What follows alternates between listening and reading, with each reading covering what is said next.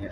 Assalamualaikum warahmatullahi wabarakatuh. Waalaikumsalam. Saudara, kita ketahui bahwa beberapa hari ini kita masyarakat mendampingi para pejuang ya untuk menjelaskan tentang ijazah palsu. Kita di Reskrim Polda dan masyarakat tentu mempertanyakan pemanggilan para teman-teman ini, Bapak Roy Suryo dan kawan-kawan, ini dalam rangka pendekatan politik atau pendekatan kekuasaan. Karena aromanya seolah-olah tujuannya hanya ingin memenjarakan ya, dan bukan fokus pada kasus pemalsuan ijazah, tetapi lebih kepada orang-orang menuduh ini adalah pembuat kekacauan, kekisruhan pada pasal-pasal ITE dan lain sebagainya. Mungkin di sini sama bersama dengan beberapa tokoh UI, ya, UI Watch dan Bapak Marwan, kami mohon tanggapan awal. Ini menangkapnya seperti apa? Pemeriksaan ini diperuntukkan untuk apa? Gitu. Ya, makasih Om Lim. Assalamualaikum warahmatullahi wabarakatuh. Waalaikumsalam. Ya, jadi kalau kita bicara aspek-aspek kehidupan berbangsa dan bernegara, maka kita bisa paham tentang ada aspek hukum, aspek politik, aspek sosial, dan sebagainya. Nah, terkait dengan masalah ijazah ini, sebetulnya berangkat dari proses misalnya waktu Joko Widodo itu mendaftar sebagai wali kota di Solo. Nah, di sana dalam peraturan yang berlaku, undang-undang yang berlaku itu harus menyerahkan kualifikasi pendidikan misalnya. CV lah begitu kasarnya. Nah, ini sifatnya administratif, tapi juga ada aspek politik, yaitu bahwa ini akan ada proses demokrasi pemilihan. Nah, ternyata dalam perjalanannya itu ditemukan waktu daftar jadi wali kota itu ijazahnya Dr. Andes. Ya. Di DKI untuk jadi gubernur mungkin masih Dr. Andes atau sudah insinyur. Tapi yang jelas waktu Pilpres 2014 dan 2019 itu jadi insinyur. Nah, ini kan data-data ini diserahkan secara resmi ke KPUD dan KPU. Jadi wajar kalau masyarakat itu bertanya, sebetulnya ini ijazahnya Dr. Andes atau insinyur. Itu satu. Yang kedua, wajar juga kalau bertanya, mana ini kopinya misalnya. Kok di KPUD dan KPU itu jadi hilang ini data. Gitu. Nah, karena ini negara demokrasi, wajar saja bagi rakyat. Kalau memang Anda benar-benar ijazahnya tidak palsu, ya kan? Tunjukkan mana, jangan malah hilang. Nah, hilang ini jangan-jangan ada komplotan di KPUD dan KPU menghilangkan sengaja gitu. Tapi apapun itu, seandainya rakyat menuntut secara hukum, ya lewat proses di pengadilan, datang ke polisi, nanya, lalu pengadilannya benar, dilakukan secara terbuka, apakah itu di PN yang di Solo atau yang di Jakarta, maka akan bisa terungkap sebetulnya memang ini asli gitu. Tapi kalau prosesnya sendiri tidak pernah dilakukan, yang ada adalah orang yang mempertanyakan itu justru ditangkap. Maka pendekatannya bukan pendekatan hukum lagi. Yang adalah pendekatan kekuasaan. Mentang-mentang berkuasa, jadi presiden misalnya waktu itu, maka bisa mengintervensi yang namanya pengadilan. Hakim-hakim itu bukan memproses, membuktikan di pengadilan ya, bahwa ini memang asli. Tidak ada proses itu. Yang ada adalah dua orang itu ditangkap, lalu dihukum 6 tahun. Siapa itu? Gus Nur dengan Bambang Tri yang mempertanyakan itu. Nah, jadi pendekatan kekuasaan politik otoriter itu sudah terbukti dulu waktu kasus Bambang Tri dan Gus Nur. Nah, sekarang ini kelihatannya akan kembali terulang. Terhadap siapa? Terhadap 5 teman-teman kita yang sudah dipanggil, yang katanya itu untuk lebih kepada proses klarifikasi. Nah, klarifikasi kasus apa? Ini juga tidak jelas. Hanya disebutkan kejadian tanggal 26, 26 Maret. Kasus apa? Artinya bahwa polisi ini terkesan sekedar menjalankan perintah. Perintah siapa ya? Dicurigai dari Joko Widodo and gang misalnya. Nah, karena itu sebagai presiden yang baru, yang punya mandat, yang sudah bersumpah sesuai dengan pasal 9 Undang-Undang Dasar, Pak Prabowo ini karena membawahi Kapolri, kita minta untuk mengarahkan, jangan mengulangi kasus lama. Jangan mengulangi terjadinya kriminalisasi terhadap 5 orang ini, mengulang yang dulu terhadap 2 orang sampai masuk penjara 6 tahun misalnya. Untuk apa? Untuk minta klarifikasi ijazah Anda mana? Itu tidak bisa dibuktikan di pengadilan, tapi justru yang minta klarifikasi ini ditangkap. Dan ini juga sama, teman-teman yang 5 ini punya bukti-bukti bahwa ini sebetulnya pantas dicurigai. Sehingga mereka minta ada proses hukum, datanglah ke Bareskrim misalnya. Di Bareskrim itu mestinya kan diproses. Ya, ini kan tidak. Ini langsung yang datang katanya Jokowi bilang dia difitnah. Ya, fitnah yang mana? Ya kan, lalu bawa ijazahnya toh tidak dibuka kepada publik. Sama juga waktu tanggal 16 April di Solo. Ditunjukin ke wartawan tapi tidak boleh difoto. Bagaimana itu? Sementara kewajiban undang-undang ya, waktu proses pilkada di Solo itu wajib nunjukin. Ini perintah undang-undang. Waktu jadi pendaftar waktu Pilpres 2014 itu wajib ditunjukkan. Kenapa kok itu tidak? Sampai sekarang kita tidak bisa lihat mana yang asli. Jadi seandainya dibilang ini teman-teman ini memfitnah, fitnahnya seperti apa? Ya, kalau memang benar fitnah, nah yang asli mana? Ini tidak ada yang aslinya gitu, tidak kelihatan. Nah, kita menyuarakan ini apa? Dalam rangka ingin menjalankan perintah Allah. Ya, ini nahi mungkar. Jangan sampai nanti semua orang ditipu. 280 juta orang rakyat Indonesia itu tertipu. Nah, kita tidak mau itu supaya hukum ditegakkan. Jangan menjalankan pemerintahan, kekuasaan dengan pendekatan politik kekuasaan, otoritarianisme, ya jangan seperti itu. Kalau seperti itu ya, saya kira ini negara untuk akan kemana nanti? Kita tidak mau seperti itu. Saya kira itu secara umum. Baik. Saudara, kita tahu bahwa salah satu keyakinan dari 5 sahabat yang sedang diperiksa di Polda kali ini, yaitu adanya dugaan masyarakat bermasalah pada ijazah itu didasarkan pada 2 hal. Salah satunya 2 hal. Pertama adalah masalah skripsi, yang kedua adalah masalah KKN. Sehingga apabila terjadi keluarnya ijazah, katakan itu asli, itu pun sudah bermasalah. Inilah yang tentunya tadi kita tanyakan dari jawaban dari Pak Marwan tadi tentang pendekatannya ini pendekatan politik atau pendekatan kekuasaan.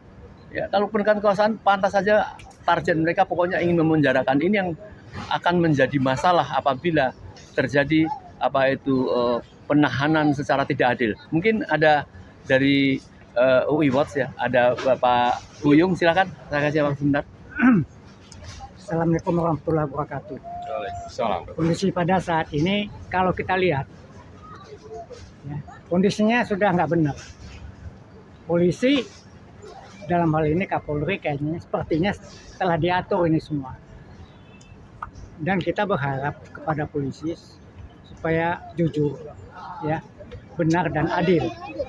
Kalau mau dianggap sebagai polisi Republik Indonesia, dan kita berharap pada Prabowo sebagai seorang presiden yang punya mandat dari rakyat, yang telah bersumpah demi rakyat, demi negara ini supaya bertindak tegas. Jangan sampai hanya menjadi presiden omong-omong saja. Harus tegas bahwa saya adalah pimpinan di Republik ini, dan saya percaya, kami percaya Prabowo dapat berbuat dengan tidak melibatkan Jokowi lagi sebagai mantan presiden. Jangan sampai ada image Prabowo cuma mau jadi presiden omong-omong. Ya. Saya kira demikian. Ya, baik, Pak Buyung. Mungkin mau menambahkan. Bismillahirrahmanirrahim. Assalamualaikum warahmatullahi wabarakatuh. Saya Heru Purwanto dari UAS menambahkan bahwa kami di sini juga kembali akan mengingatkan Polri agar menjunjung tinggi slogan kami, yaitu Veritas Probitas Justitia, di mana kita perlu menegakkan kebenaran, kejujuran, dan keadilan. Jadi sekali lagi tolonglah Polri, kali ini adalah saat yang menentukan buat kalian. Kalau Anda semua menjunjung tinggi kebenaran, kejujuran, dan keadilan, maka rakyat akan percaya kepada Anda. Tapi apabila Anda kali ini terus saja melakukan seperti kemarin, maka jangan salahkan kami apabila kami akan benar-benar menolak atau bahkan seperti di negara lain membubarkan polisi di negara ini. Terima kasih. Assalamualaikum warahmatullahi wabarakatuh. Baik Pak Marwan, ada satu hal penting sekali Ya. bahwa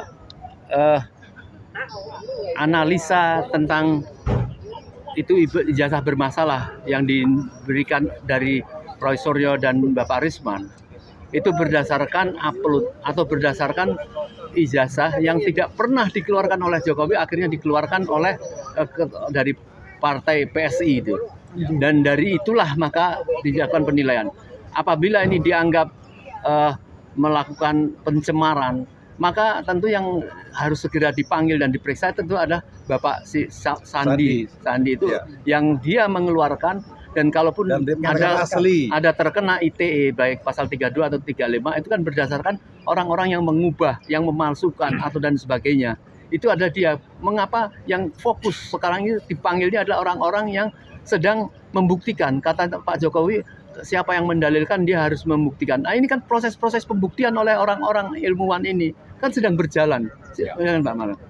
Ya, saya kira pertama yang perlu kita catat adalah kalau hukum mau ditegakkan, yang pertama kali dipanggil itu ya tadi yang upload itu. Itu kan bukan Ya, ya. teman-teman yang 5, karena teman-teman yang 5 ini melakukan analisis sesuai dengan data yang betul. diupload oleh teman-teman PSI. dari PSI itu.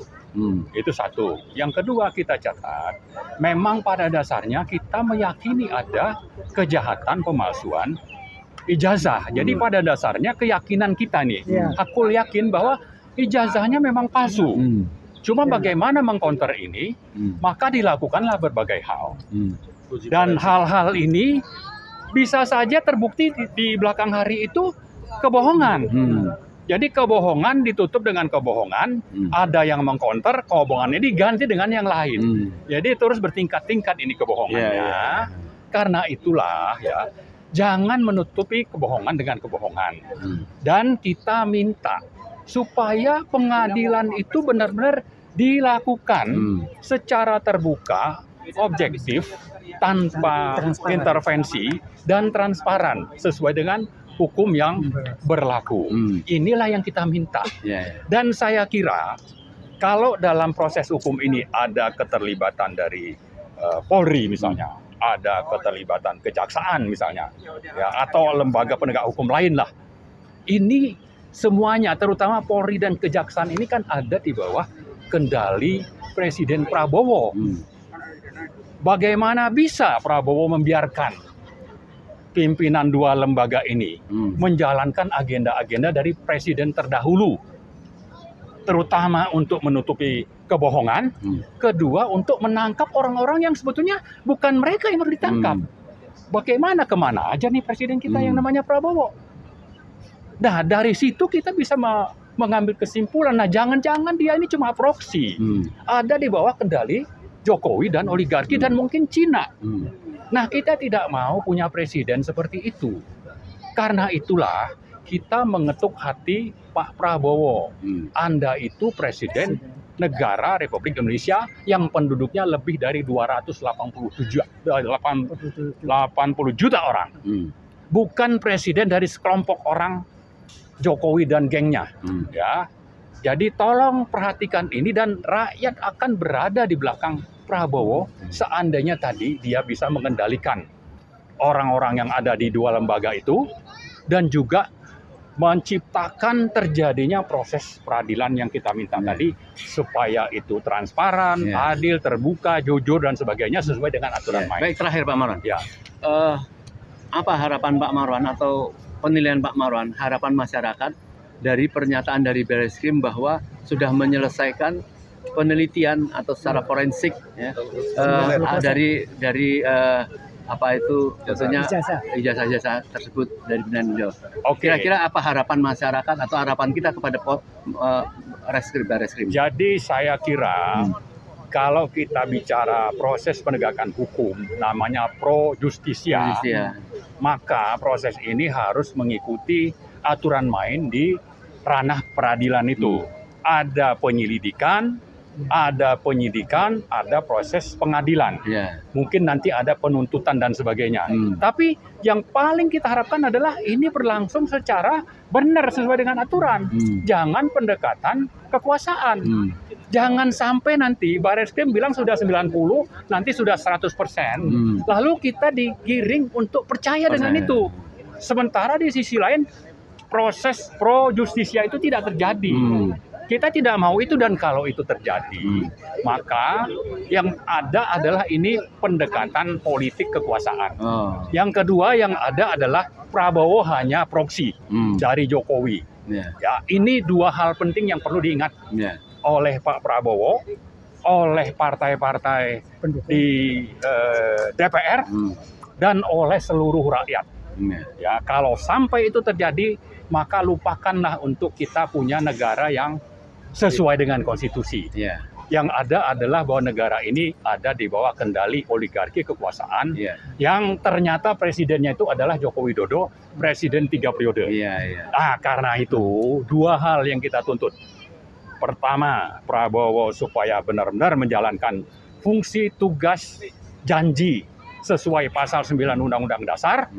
Ya, yang kedua kita ajak seluruh rakyat untuk bangkit melawan seandainya ini tidak terjadi. Dua hal ini, mari rakyat pahami masalah ini. Kita bukan memfitnah, kita bicara fakta, kita bicara soal aturan main yang diatur dalam konstitusi, sekian banyak undang-undang dan sekian banyak peraturan. Kita ada dalam koridor itu. Kita bersuara seperti ini juga sama. Kita melakukan itu untuk apa? Untuk tegaknya NKRI secara berdaulat. Kalau itu tidak dilakukan, maka tadi kembali mundur saja Pak Prabowo, mundur, dan DPR ini bubar sajalah. Ya, lalu yang ketiga kita mari bangkit sama-sama rakyat ini untuk menumbangkan kejahatan sistemik ini. Baik. Pendek Pak Buyung, andai kata ternyata setelah pemeriksaan ini Roy Suryo ataupun Risman Sianipar kemudian ditahan, apa sikap yang akan dilakukan oleh masyarakat kira-kira, atau apa menurut pandangan Pak Buyung? Singkat Pak ya. Kalau kami dari UI Watch, kita akan melawan. Kita ingin menunjukkan hukum itu harus sesuai pada jalur. Hukum adalah panglima. Hukum adalah panglima di negeri ini. Ya. Kalau nggak bisa juga ya lihat aja nanti. Ya, kita akan koordinasi lagi dengan adik-adik mahasiswa kita. Sebenarnya kami udah nggak pantas nih untuk seperti ini. Kita udah tua. Cuman kepala 7 ya. Iya. Cuman demi generasi yang akan datang, demi kedaulatan bangsa, demi pribumi yang harus merasa dirinya adalah pemilik dari republik ini, kita harus lakukan apa yang bisa kita lakukan. Baik. Oke. Baik. Jadi pemirsa, dari Pak Marwan dan dari UI Watch, Pak Buyung mengatakan bahwa mencurigai bahwa pemanggilan ini pendekatannya adalah pendekatan kekuasaan. Artinya bisa menjadi pendekatan ada semacam justru kemarahan yang bahkan sudah didahului akan dijerat juga dengan pasal UIT 3235. Padahal yang melakukan terjadinya itu, kalau dituduhkan, itu adalah yang mengupload dari ijazah yang karena akibat dari Jokowi tidak pernah mau menunjukkan, mengklarifikasikan, membiarkan ini berpanjang-panjang. Oleh karenanya, masyarakat harus berani membela keadilan. Tadi disinggung bahwa Pak Prabowo sebenarnya bisa dia melakukan suatu tindakan-tindakan apabila terjadi ketidakadilan di tengah masyarakat. Baik, terakhir mungkin Anda menambahkan sedikit. Jadi sekali lagi kita ingatkan ya bahwa kita ini negara hukum. Selama ini kita selalu berkuar-kuar ini negara hukum, tapi rakyat tidak bodoh. Kita bisa melihat seperti apa hukum ditegakkan dan seperti apa hukum dipermainkan. Jadi sekali lagi saat ini ya sedang di Polda kita ya, kita ajak teman-teman Polri untuk sadar. Inilah saatnya, saat pembentukan buat kita semua. Apakah Anda mau, kalau main bola ini final sekarang, ya final ini hari ini benar-benar. Kalau Anda nanti benar-benar mengecewakan hasilnya dan membuat keputusan yang salah dan asal-asalan, maka jangan salahkan apabila rakyat nanti akan melawan. Itu aja. Ya, baik.